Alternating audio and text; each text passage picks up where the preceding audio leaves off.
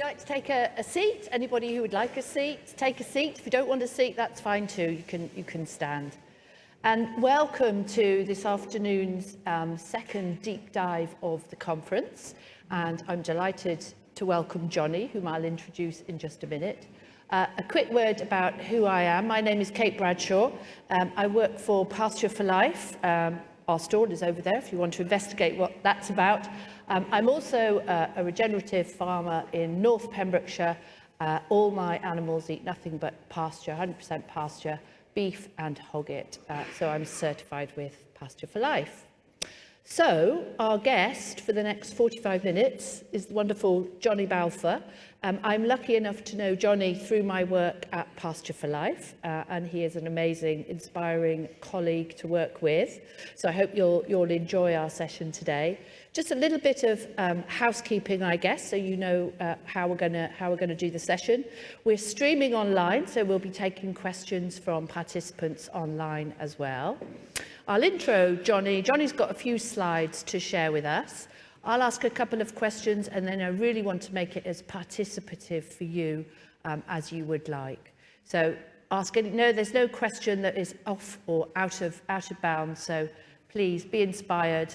Screw your courage to the sticking place and ask the question that's uppermost in your mind.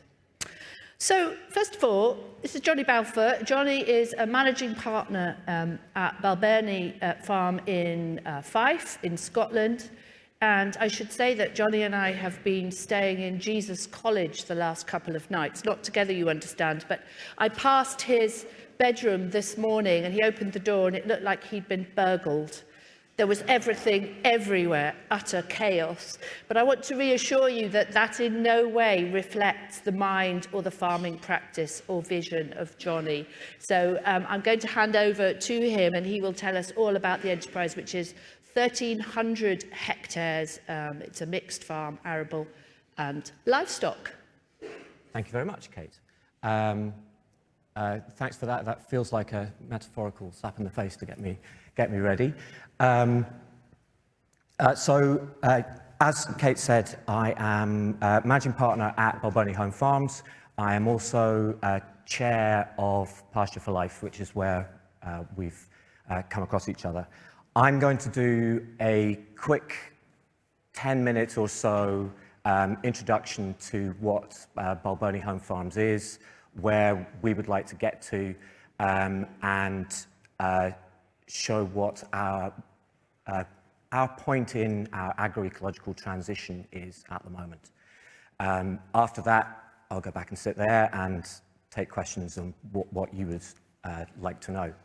So my journey into regenerative agriculture started just with reading books, as many of them as I could find. As Rebecca said yesterday, I'm also a graduate of the YouTube University as well. I have also done some formal training, not as an undergrad. I used to be an accountant, and that doesn't really give you what you want for farming, albeit that it means that I've come into farming with a clean slate. So I've been able to learn from Alan Savory through doing a holistic management course. I also did a postgrad in sustainable agriculture at a university that I doubt anyone here has heard of, called Charles Sturt University in Australia. Since I took over the farm from my father in 2018, I was successful in becoming an agroecology ambassador, along with Andy sitting at the front here, and many others, I'm sure, in the room too. I've joined Pasture for Life. That community has been hugely valuable in our journey. My vision for Balfour Home Farms is having more people growing more food using more animals throughout the... I can hear something. Oh, it's next door. I would like to be us to be supplying food directly to people. I don't like the fact that the way that we have been doing agriculture in the past is just growing commodities for a world market. That doesn't really work with me. How we used to farm,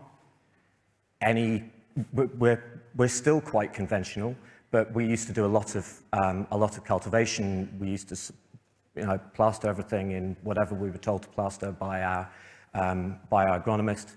All of our cattle spent most of the year, or the fat part of the year anyway, probably 6.5, 7 months indoors. We would finish them on grain that we'd grown on farm, and that wasn't working for us. We weren't making money at it.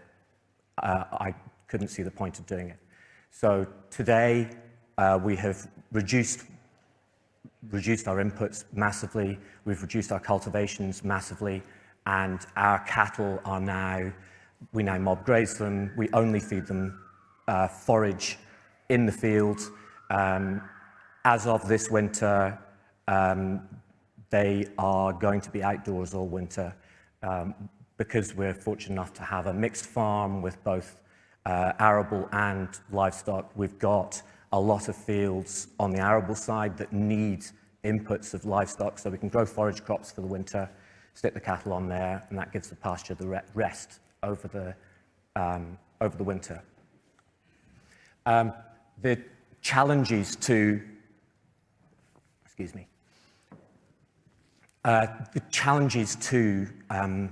our agroecological journey has been, as our farms manager David says, it's the 6 inches of compaction between the ears. Getting that compaction dealt with is the first thing, is the first step to going on our own agroecological journey. Now that we're marketing our cattle as Pasture for Life certified, I couldn't really be on the board and not be certified as well. Marketing that has been tricky because we've had markets kind of for us for all the products that we used to, wheat, barley, oats, whatever. That was very well established. These new markets are, that is a challenge. Developing the right animals for our system. When you're feeding animals in a shed and feeding them lots of grain, those animals that you need in order to get the 400-kilo carcass are not the same animals that you need in order to finish off grass alone. So reducing the size of our cattle has been a challenge. And infrastructure, fencing and water supply, that is that's the one thing that needs to get right about integrating animals into a farming operation. And obviously, it's a farm, so the weather is always a challenge. We've seen massive reductions in our vet bills from not having animals indoors. We've seen massive reductions in our tractor use, and a tractor today might easily cost 30 quid an hour to run. So if you can we've reduced our tractor hours by, well, we've sold one entire tractor, and that used to do about 1,800 hours a year. So that's been a huge cost saving. We've saved lots of mucking out time in the sheds by having the animals out in the fields. We worked it out that it costs about 800 quid a day to muck out the sheds of our relatively large herd. We're calving 180, I think it is, this year. And now that we're Pasture for Life, we don't need to buy in any feed. We're not buying in any Brewer's Dark grains or rape meal or anything like that. And per hectare of grass, we're growing a lot more grass. So our output per hectare of grass hasn't gone down. Same story on the arable side. Massive reductions in tractor use. We have not put any fungicides on our oats, barley and beans in the last couple of years. We are also half the fungicides and sometimes 3/4 down on the fungicides on wheat too. And we haven't used any insecticides for years. I should have said in the challenges, getting over herbicides in a relatively conventional system has been the sticking point. Not a brilliant slide because I've picked the wrong photograph for that, so you'll have to read that later. Support that we've received. We're in Scotland. We still get BPS. We actually still get a headage payment, absurdly. And that makes up about 12% of our income. I'm not entirely sure that we deserve it, but I'm not going to send it back. We have planted agroforestry on the farm in the past couple of years. We've put an orchard into arable fields.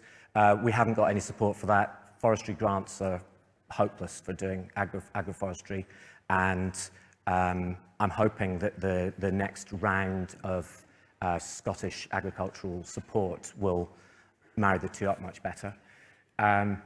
What we have got is money from Nature Scot to plant hedges. That came a couple of years ago, a thing called the Nature Recovery Fund.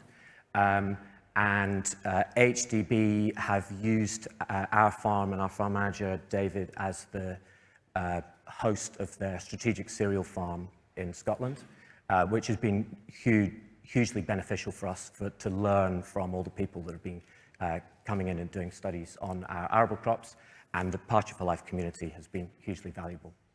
Next year, we want to be profitable before subsidy. I think that's the first aim every year. We want to increase the diversity of enterprise on our farm. So I've said birds. It's probably going to be a trial on growing some ducks, mob grazing them through some fields and feeding them some of our arable crops. We need to build our outdoor handling system so that the cattle don't even have to come into the shed to go through the crush. We want to have fresh meat available for more of the year. We reckon we can have it available off grass or off forage for 8 months this year. We want to plant more trees, and we've got a plan to get some more money from Nature Scot to plant more hedgerows. We reckon we can plant 15 kilometres over the next couple of years. Thank you. We will take some questions. Do you want to take a seat? To get us started, I'm going to ask you a question. Tell us, and everybody uses this word journey, don't they? So I'm sorry for using it myself, but it does suggest there is progress. You start here and you're moving forward. So tell us a little bit about when that began and who did you have to convince along the way? I mean, did your neighbours think you were completely nuts? Well, I can't speak for our neighbours or what they think. I'm pretty sure an awful lot of people think that I'm a little bit nuts. Mm-hmm. I suppose I knew that I was going to be managing the farm from the beginning of 2018, and I started 5 or 6 years before that trying to find out what farming system I wanted to start with. The catalyst for rethinking how farming should be actually was probably reading George Monbiot's book Feral. Mm-hmm. And very quickly after that reading Alan Savory's Holistic Management Handbook. Mm-hmm. I find it very weird that the two of them fight. Indeed. Because I feel that there is an awful lot to learn about the trophic cascades of the Yellowstone National Park that he wrote about, that George Monbiot wrote about, and the using animals as tools to manage a managed landscape that Alan Savory talks about. Those to me seem very similar concepts. Mm-hmm. And integrating animals is a huge passion project of mine. Okay. So did you have to convince perhaps people nearer to home, family or other people working with you on the farm? Yes. So it's an ongoing process of there are a lot of stakeholders involved in any business. So we have staff, we have contractors, we have people that are coming in, and we have people that we sell to, people we buy from. Lots of those people need to be able to, we need to work together in what we're trying to do, and sometimes they don't necessarily understand why we might want to plant a cover crop on a margin of potatoes, for instance, or why it might be important to us that they don't cut down a bunch of trees to get out of a field with a potato harvester or whatever it might be. Yes, there's a lot of people to bring along. Yeah, to take on that journey with you. So one thing that you mentioned at the beginning, I think it was one of your first slides, and I think that chimes quite nicely with a lot of the themes at ORFC every year, not just this year, is the idea of how do we get people onto the land if you don't own land already. And you said your vision was for more people on the land and to produce more food. Can you say a bit more about what that might look like? In the past, I feel that the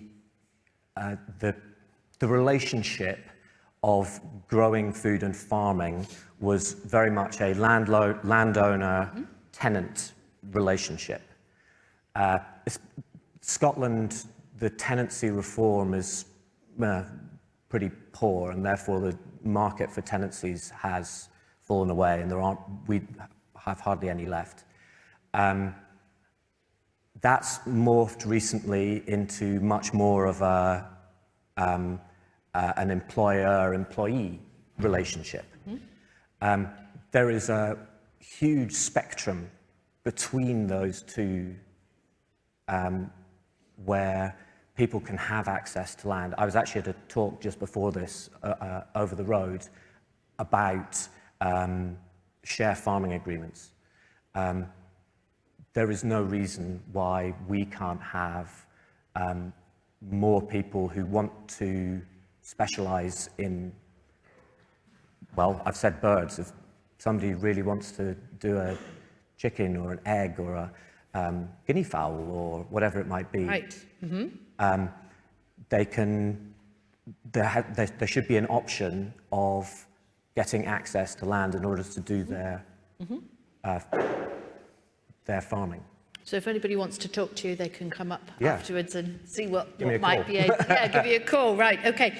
So I'm going to throw it open to online first, and then to the room and back and forth. We'll see how it goes. So I've got a few questions here. One of them is someone thanking you for your presentation so far, and this is Gary Bradbury, and he's saying, "I see you are planning to plant more agroforestry.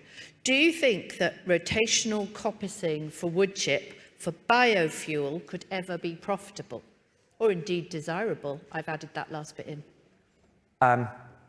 I have no idea. You'd have to look at the numbers. Right, on a case-by-case basis. Yeah. As with all trees and with animals, right tree, right place, right reason. Yep. The number of trees that you're planting and the way that you do it is going to make a difference to how much it costs to put them in, and also how much it's going to cost to harvest and whether there's a market for it. Yep, and the time involved. Exactly. Yep. Okay. We will be coppicing some of our hedges next winter, something that we haven't done before, but we've seen lots of other people doing it. Yeah, okay. We'll turn to the room. Have we got the roving microphone? Has anybody got, yes, here's a question. There's two questions. So if we go to the row just there, don't know if the microphone is, oh, here it comes. Hold that question for a moment, and in the row here, just a bit further forward, there we go, blue jumper. That's it, okay. Thank you. Just say your name, who you are, and what your question is. Thank you. You can hear me. Sorry, I'm Ali Hesketh. I just had a question. You mentioned, Johnnie, around you were hoping to outwinter cattle this year, and especially on your arable land. And I was just wondering what was your strategy and approach for that, and what are the challenges that you're expecting, or maybe not expecting, I don't know. Good question. We have been out wintering cattle on arable land for the last 3 years, I think. This is going to be the first year that the cows aren't going to come in at all. They aren't even going to come in to have their calves. So they're going to be calving back on pasture in April. The challenges around outwintering, whether you're doing it on arable ground or pasture, it's always the same. It's about how to make sure that the animals get somewhere dry that they can lie down, that any damage that you do in terms of poaching is that you're able to deal with it, and that the food that you're feeding them isn't being, that you're not forcing them to eat something that they've already trampled all over. So what we do is, it's generally a forage field with bales of silage in it. We move an electric fence, however many meters it is, and unwrap the bales. We actually use ring feeders rather than rolling them out. It was the bale grazing thing yesterday, or I think there's one this afternoon. Yeah, there's a bale grazing. Also, if you want to know about with Nikki, with 2 o'clock with Nikki, who's at the back, who's waving at the back. So go nice speak to her about bale grazing. I've seen your system in action. Very impressive. I think it took, I don't know, 10 minutes maybe to move the ring feeders, put the next bale in, and then to move the cattle on. It was extraordinary, and that was just, you know, hands and feet, just a person doing that rather than a tractor. A question, and I know there's someone at the back, I'll come back to you in a moment. So a question from online, from Bug Life, very interesting. Thanks, Johnny. Is there an opportunity within your system for grassland plants to flower and set seed, providing food for pollinators and birds, or are swards fairly wildflower poor or grazed short? Good question. Most of our, we haven't reseeded any permanent pasture for 10 years maybe, because I don't want to be losing the production for that whole year that it's out, and creating I don't want to create brown soil somewhere that doesn't have anything growing on it. We have been using long rest periods in order to allow the plant life to flourish. Lots of our fields don't have much in the way of wildflowers in them, although we are noticing improvements in the diversity of sward just on an anecdotal basis by getting the rest periods over the summer up to 80, 90, 100 days. So they will be, quite a lot of it will get eaten, not all of the pasture, but then the cattle won't be coming back for ages. So that gives plenty of space. Time to recover. Indeed. Yeah. Okay. Now there was a question at the back. If we get the microphone over there. Say your name and who you are and what your question is. Hi Johnny, my name is Ben Adams. I just wanted to ask, you did mention potatoes earlier. How do you fit them into a regenerative farming system regarding, I suppose, cultivations and blight? Good question. I don't know. It's a question that David and I talk about every autumn. Because the depth that the plough goes into make potatoes is horrendous. What we have done is we've made some changes to the way that the potatoes are grown, so that now no crop is grown on the end rigs and no crop is grown on any of the tram lines, and we put a mixed species cover crop in those areas. That's made a huge difference to the amount of soil that gets lost during the harvesting process because they're turning around on an area that hasn't been ploughed to there. It also keeps a bit of diversity during the summer with some, some flowers and things. Some research is being done into how to grow potatoes with less cultivation. I welcome that research, but potatoes are still part of our diet, and I think it would be irresponsible of us to just cut them off entirely from our rotation while people still want to eat them. Yeah, makes sense. One of the things that we haven't said much about is your role not only as chair of Pasture for Life, but as a member of Pasture for Life. Can you tell us a little bit about what Pasture for Life means to you? What has it offered you over the years that you've been a member?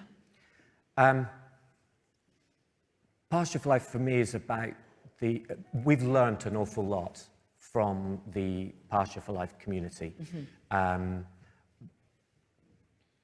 Many of the people that we joined a mob grazing group about 5 years ago are now part of the Pasture for Life community. We've all learnt together about how to mob grazing. You might get bored of me saying that. To me, mob grazing is the key that unlocks a farming system and allows fertility to be built by animals so that we can grow crops that we can eat. And the support that Pasture for Life has given to allow us to work out our mob grazing system so that we now have, I showed you that photograph of what our cattle look like now. We now have every cow in one of only 2 herds. So there's about 200 animals in each of them. And sometimes they might be sitting on a paddock that is only, half a hectare in size? Which 5 years ago, if you'd asked us, that would have sounded like we were creating some kind of feedlot, and that everything would be packed in like you're sitting on those chairs. In fact, it doesn't look nearly like, and especially when they walk into a crop of grass that might easily be waist high, they disappear. Yeah, happy. Yeah. Happy animals. Yeah. Okay. We might come back to Pasture for Life in a minute. Questions? Yes. Microphone. Okay, we've got a lot more. I'll go from the front and then backwards. How's that? Gentleman with the jacket. Thank you very much.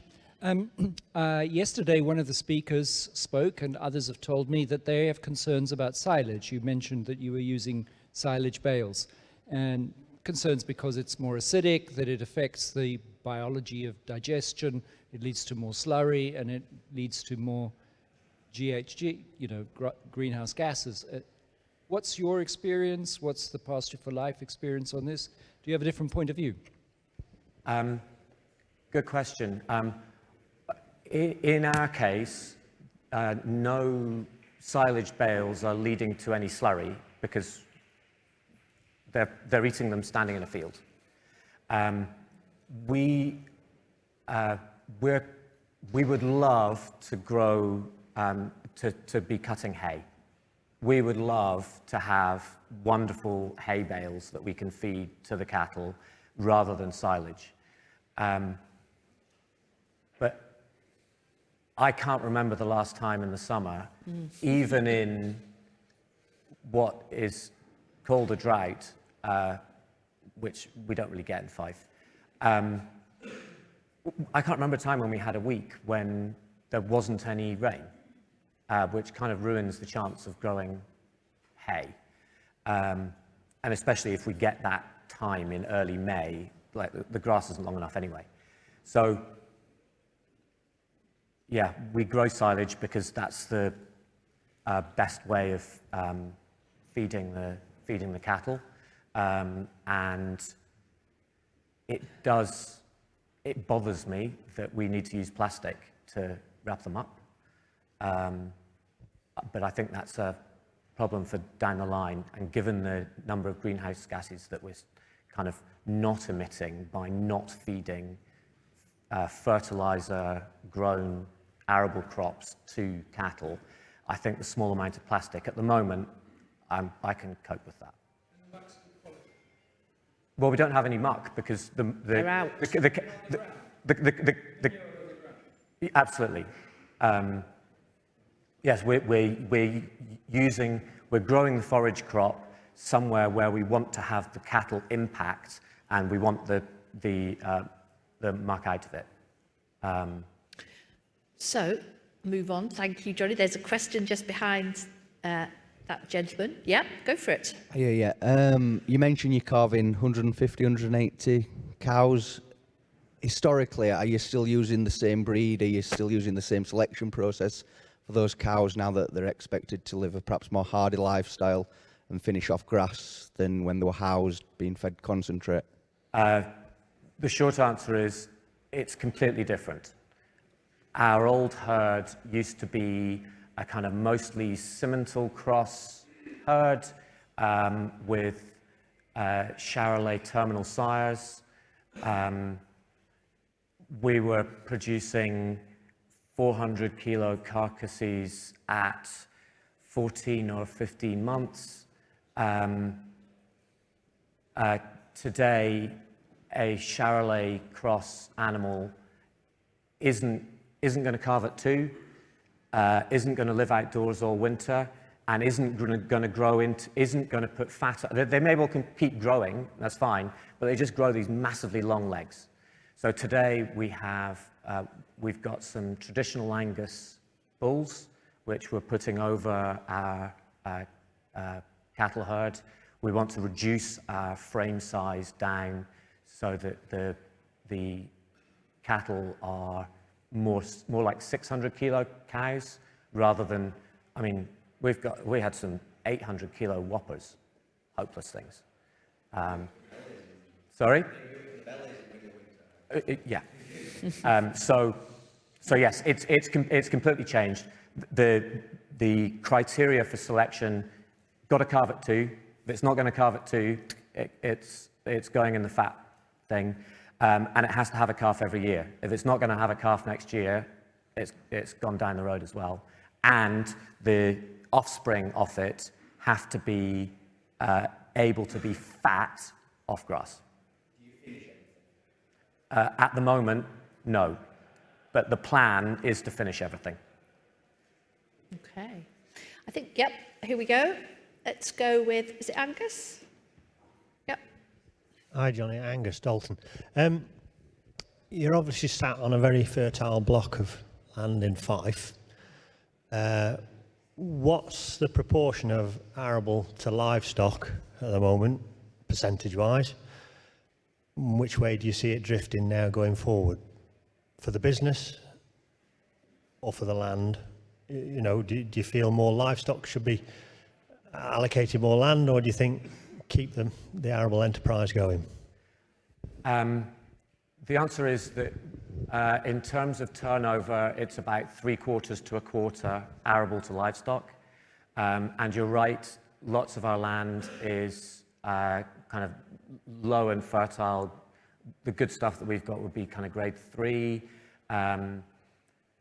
But we do actually have some hill land as well. We've got a small amount of hill at about 350 meters that's kind of heather and grass. We've been having quite a lot of success putting the animals on that and mob grazing them properly. And the short grazing periods and long rest has been just as beneficial in the high ground that we have as it has in the low.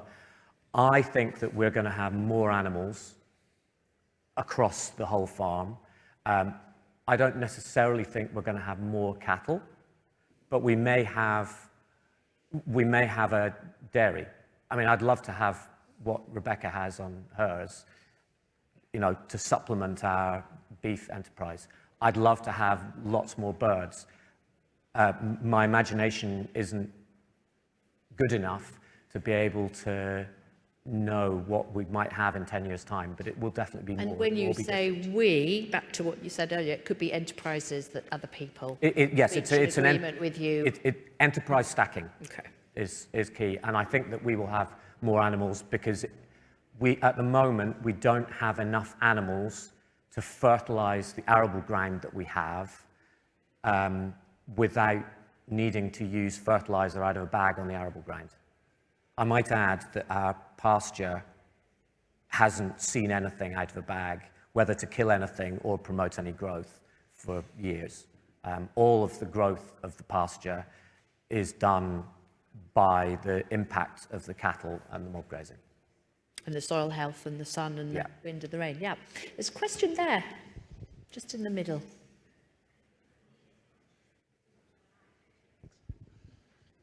Hi there, my name is Robbie Blake. I'm not a farmer, but I'm wondering, could you say something about how you're marketing your beef?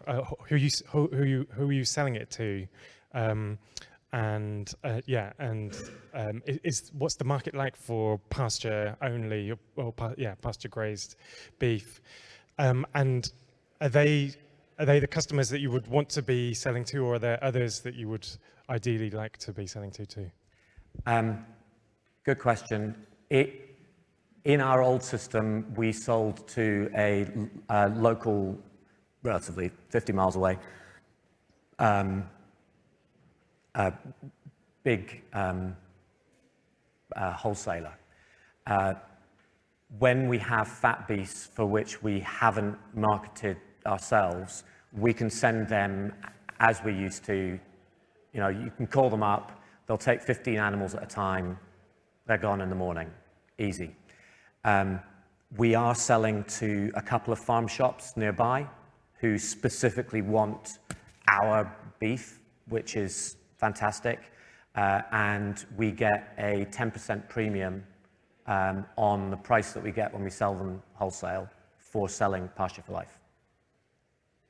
You had a really nice sentence in one of your slides, I think, which was selling by the kilo, not by the ton. Yes, so my aim is I would like people to know that they're buying our stuff when they're eating it on a plate. And when it goes to a wholesaler and it ends up in a supermarket, nobody has any idea. Yeah, I'd like to sell, if we can be selling, if people can be buying our stuff by the kilo, knowing that it's ours, rather than the only people that know that it's ours are the people that buy by the ton, that's where I want to be. Okay.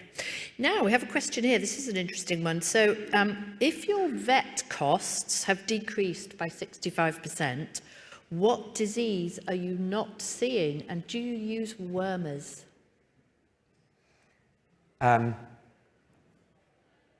We used to have all sorts of like pneumonia and stuff in the shed. Because they're indoors, right? Yeah. Mm-hmm. And yeah, there's just all sorts of stuff that we were buying. Like a cow would just have something wrong with it, and we'd need to deal with it. When they're outside in a field, that's where the cow wants to be. Yeah, right. It's so much, and actually lots of we do actually have a share farming agreement with our livestock managers who wanted access to land for their sheep flock. So they help us with the doing the mob grazing, the grazing plan, and they get access to our land for their sheep. They've done some AI on our heifers in order to bring in the genetics that they want for the cattle herd. So some of those vet costs are actually AI costs. Okay. Rather than they're kind of growing where you want to go, rather than sorting out problems. And do we use wormers? We had a couple of animals last year that needed worming, and we took them off the pasture, took them down, put them in the shed, gave them what they needed, left them there for however long it was, and then took them back to the fields. So the answer to that is we have done, but only after Only on observation. and specific We're beasts, not doing it not blanket. willy-nilly. Okay. Any other questions? Yes, there's one. Hi, Ian Steele from Travellock Farm. You mentioned that the reduction in costs when it comes to machinery use was significant, in fact even selling one of the tractors. With the problem of the depopulation of the countryside and ever reducing numbers of small family farms, it's great to hear that you're trying to encourage stacking of enterprises on the farm. But can you tell us how many folks were working on the farm when it was 100% conventional, and how many are working on the farm now, and have you plans to increase the number of people? I'll take the last part of that question. Would I like to have more people working, not necessarily for me, but like within the system? Absolutely, yes. So 6 years ago, we had 7 people working on the farm. No, 6, sorry. And today we have 2, 3, 5. So we have gone down a little bit. But the saving cost is in the machinery is... But the saving on machinery... More labour. Sorry? So the reduction in machinery hours hasn't meant more physical labour. Yes. Lots of the saving on livestock was that in order to feed them during the winter, somebody needed to start a tractor, mix some feed, get in the forklift, load up the feed wagon, drive around the thing. Today, in order to feed the livestock in the winter, that person just had to get themselves to the field where the cattle are. Actually, the cattle are next door to the house at the moment, so I dare say occasionally they walk. But in a van, taking a person to a thing where they can walk up and move a line is a fraction of the cost of starting a tractor, which weighs 7 tons or whatever it does. Not to mention the mucking out if you keep the animals in for the winter. Yeah, totally got rid of that. I want to ask you a question because it would be remiss of me, I feel, if I didn't. Go on. Your first slide, which features your bookshelf, I think. There's a pretty, Oh, yes. pretty amazing book. Well, there are many amazing books there, but there's one in particular. So I think I'm right in saying that your great-great-aunt was Eve Balfour. Is that right? She was. And she was the founder of the Soil Association, Yes. the organic movement. So just imagine that she was to walk in through the door right now. What would you want to say to her? Well, I might faint, but I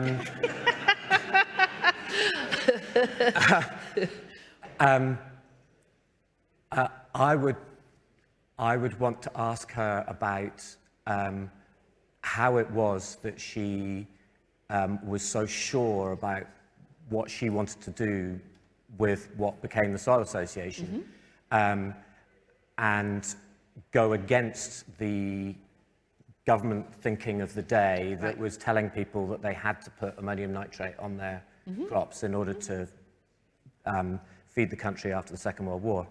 I find that's hugely inspiring. I might also ask her how her family dynamic was, such that I didn't know that she was my great-great-aunt until I started finding out about regenerative agriculture in my 30s. So I'm amazed that that my grandparents, who were running a farm at the time when she was a leading light in burning alternative agriculture, and at that same time they decided to open up a 250 or 300 cow dairy with 400 kilos of nitrogen on every acre of Well, thing. there's nothing as queer as families, right? They're all somewhat dysfunctional. But anyway, that's another story. We've got time for one last question. Who would like to ask one last question? Yes, please. Okay, we have 2, and then there's a lady at the front. Quick answer, quick question. Go for it. Hi, There's Johnnie. somebody at the back At who's work? got one Yeah. before you. I'm and then you. Victoria JB. We were just interested in the agroforestry and how you include that in your rotations, and then a bit more about with the livestock as well, whether you use the agroforestry for shelter belts or any live barns. We've heard a bit about living barns with agroforestry. Yes and yes. So the agroforestry that we've planted has been fruit trees in what has been arable fields. We planted them into an undersown herbal ley. So at the moment, the cattle are, well, actually at the moment there's nothing on it because it's winter. For the next few years, there will be cattle grazing in those fruit trees, and we will get a crop of fruit in a few years' time. I would like to make some cider out of it. And do we have any live barns? Yes, we fence the wrong side of strips in our arable ground so that when the cattle are on their winter forage, they can go back into the shelter belts to live. There we go. Just pass the microphone on to this questioner here. There we go. Thank you. Hi. Last question. So really like small practical thing. At the beginning of your presentation, you put that you wanted to move from your yard for your handling out into the field. We're in the opposite scenario where we spent 10 years on mobile handling cattle systems in yards and in fields, and finally have a yard and having concrete hard standing is amazing for us.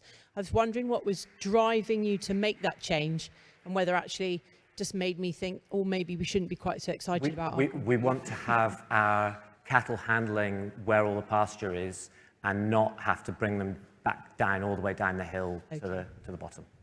Right, great. And it will be hard standing up there.